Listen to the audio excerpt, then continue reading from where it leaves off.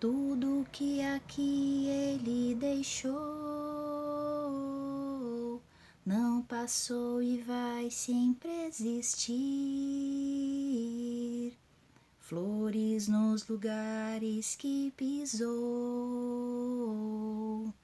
e um caminho certo para seguir.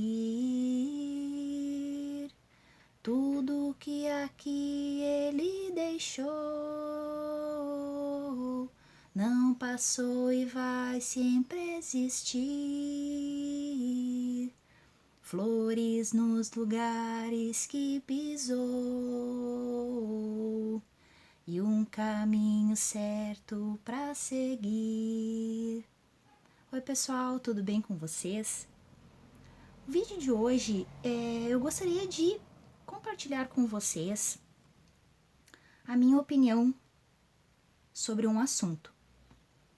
Já adianto que não é uma crítica, não é um julgamento. Espero que vocês não me entendam mal. É apenas a forma como eu vejo essa questão. Quero falar um pouquinho sobre...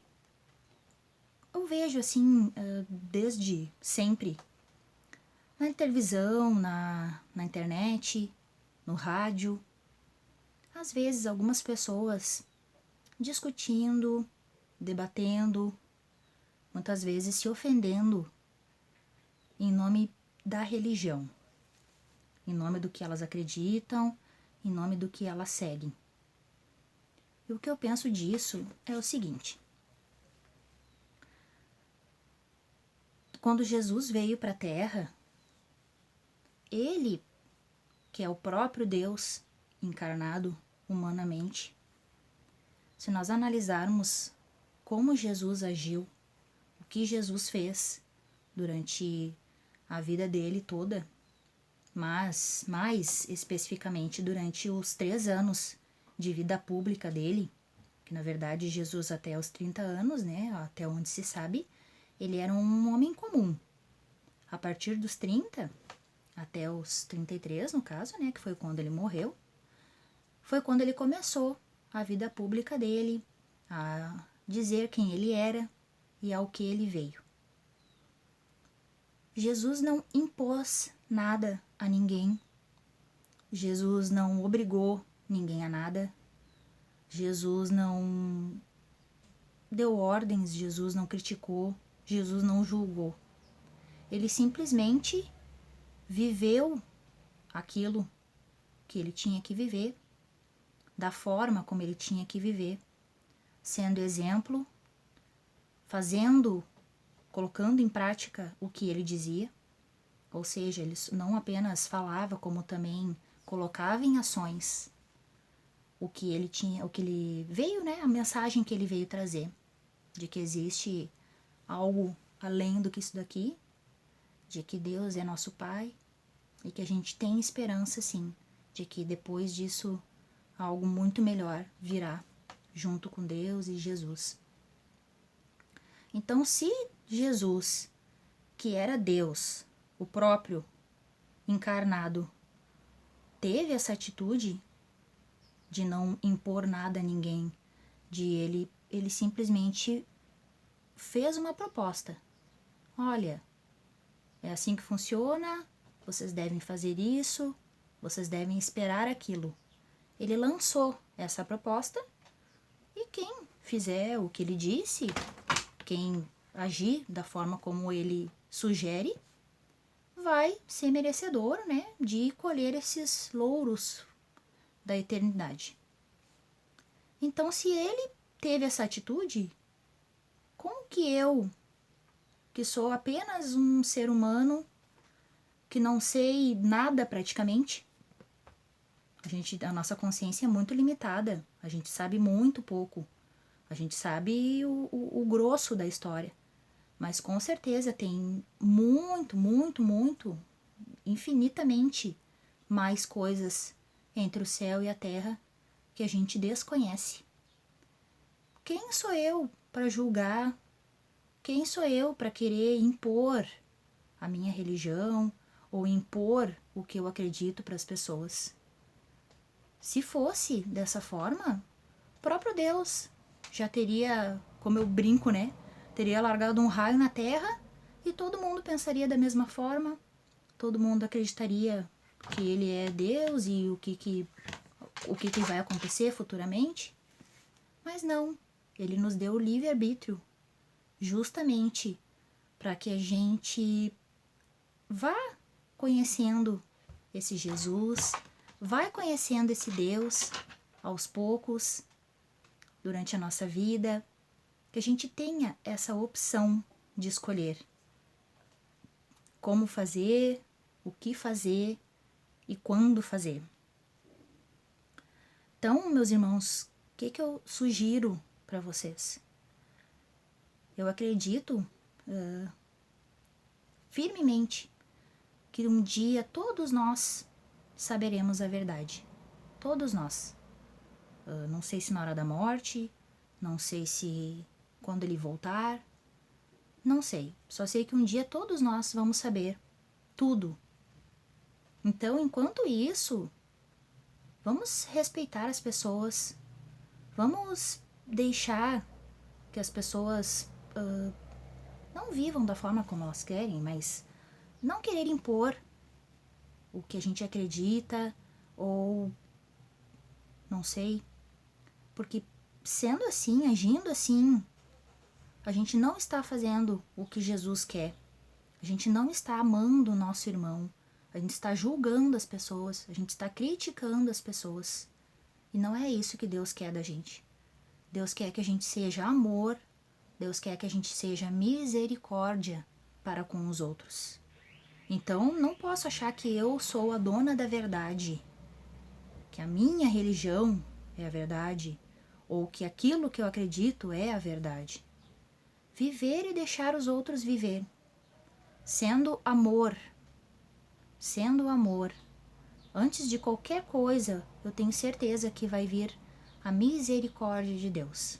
Ele vai ser misericordioso com todos. Muitas pessoas tiveram exemplos, né, de Deus, de Jesus a vida toda. Muitas pessoas nunca ouviram falar em Jesus, em Deus. Então, para cada um vai ser cobrado o que foi dado. Tem um ditado que é perfeito que diz: Deus é tão bom que ele deixa você plantar o que você quiser, mas ele é tão justo que você colhe o que você plantou. Então não vamos perder tempo, não vamos perder tempo discutindo os pormenores, os detalhes. Usar esse tempo precioso divulgando, façam o bem, sejam pessoas boas, queiram o bem, perdoem, independente do cenário que a gente vive. Nosso mundo hoje prega tanto o individualismo, o egoísmo. Deus por si, mas é cada um por si, Deus por todos. Não, não é cada um por si, Deus por todos. É cada um por cada um. O que eu faço respinga na vida dos demais, assim como o que eles fazem respinga na minha vida também. Então vamos usar esse tempo para fazer o bem, para dar exemplo. Eu não chego nos lugares dizendo: eu sou dessa religião, eu sou daquela. Isso não é um currículo para mim. A pessoa precisa ver algo de diferente em mim nas minhas atitudes. Se eu faço o que Deus manda, a pessoa vai observar, aquela pessoa tem algo de diferente. Por que será que ela é assim? Aí, com o tempo, a pessoa vai descobrir que é porque tu tem Deus no teu coração, que é porque tu tem um modelo a seguir, que é Jesus, que foi só amor, foi só perdão, só compreensão. Foi nas classes mais excluídas da época, no caso, né? Que eram as prostitutas, os cobradores de impostos, os leprosos. Aí eu fico pensando, se Jesus viesse hoje para a Terra, pela primeira vez como ele veio, né? Quais seriam as classes, quais seriam as pessoas que ele iria buscar e estaria no meio? Deixa essa pergunta para vocês. O que vocês acham que Jesus faria no mundo hoje, se ele viesse hoje para a Terra? Outra coisa que eu penso assim é muitas discussões intermináveis. Se Jesus foi casado, se a Maria continuou virgem, se tinha outros irmãos, Jesus, por aí vai, uma série de discussões. E muitas vezes usando isso como desculpa, digamos assim, para não seguir Jesus, para não fazer o que ele pede para nós. Aí eu te pergunto, se um dia eu chegar lá e Jesus foi casado, vai anular em alguma coisa o que Jesus fez? O fato dele ter vindo para a terra, se sujeitar a morrer daquele jeito por nós, vai fazer alguma diferença? Se o dia que eu conhecer Jesus ele tiver esposa e filhos, muda alguma coisa? Se a Maria não continuou virgem, muda alguma coisa o fato de ela ser a única mulher no universo escolhida para ser a mãe de Jesus? Ela é a mãe de Jesus. Se não fosse importante, Jesus teria aparecido. Ninguém ia ficar questionando para ele de onde é que ele veio, se ele surgiu, da onde. Todo mundo sabe que um ser humano nasce de outro ser humano. Mas não. Se ele nasceu de uma mulher, que foi a Maria, é porque alguma importância ela tem. Senão não seria dessa forma. E por que Deus escolheu justamente ela? Algo tem. Então, se ela não continua virgem, se ela é virgem ou não é virgem, isso aí não importa. Isso aí, um dia a gente vai saber toda essa verdade. Se ele casou com a Maria Madalena, que diferença isso faz, gente? Agora, o que não cabe é usar isso como desculpa para não seguir o que Jesus fez e o que Jesus disse. A forma como ele viveu a vida dele, sendo amor, pregando o amor, distribuindo só amor e perdão. Ele morreu por ser bom, por ser justo e por falar a verdade, que ele era filho de Deus. Então, outra coisa que eu acho bem interessante é aquela parábola do filho pródigo. Eu acredito que a maioria de vocês já tenham, pelo menos uma vez na vida, escutado essa parábola que Jesus nos conta, que é referente a dois irmãos, que um deles pede a parte dele da herança e sai no mundo gastando o dinheiro do pai. E um dia ele volta, arrependido dessa forma como ele viveu. Eu quero ler para você só o trecho final dessa parábola, para nós encerrarmos o vídeo. Diz assim, a parábola inteira é o livro de Lucas, capítulo 15, do versículo 11 ao 32. Eu vou ler só o trechinho final que diz assim: O filho mais velho estava na roça. Ao voltar, já perto de casa, ouviu música e barulho de dança. Então chamou um dos criados e perguntou o que estava acontecendo. O criado respondeu: É seu irmão que voltou. E seu pai, porque o recuperou são e salvo, matou o novilho gordo.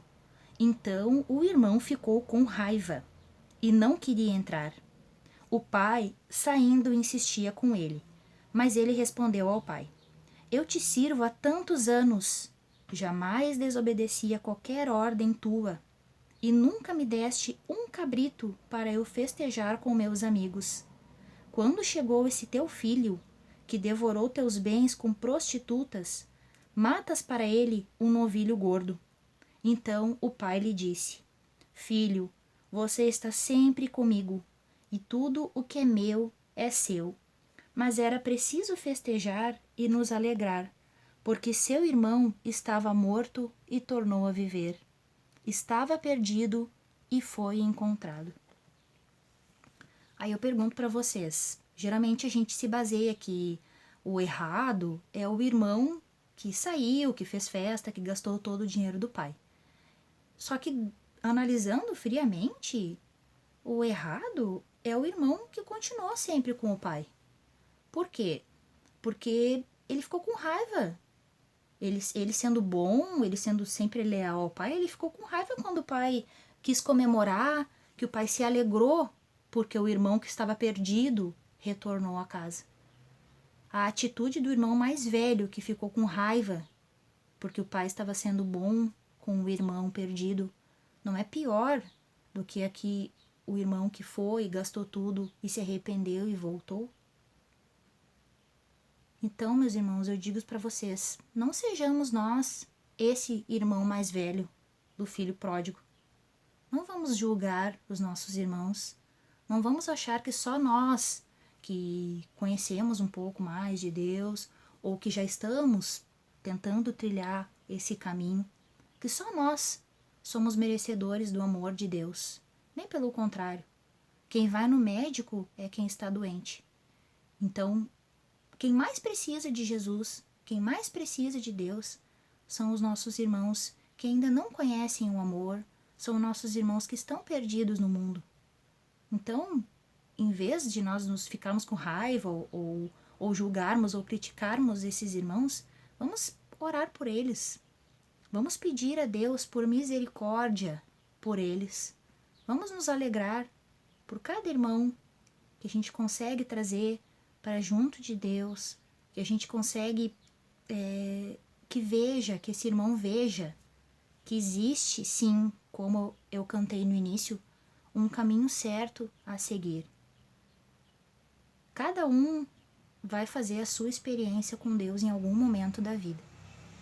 Então deixemos que os nossos irmãos trilhem esse caminho, para que eles sintam o que é ter Deus no coração, o que é conhecer a verdade de Deus.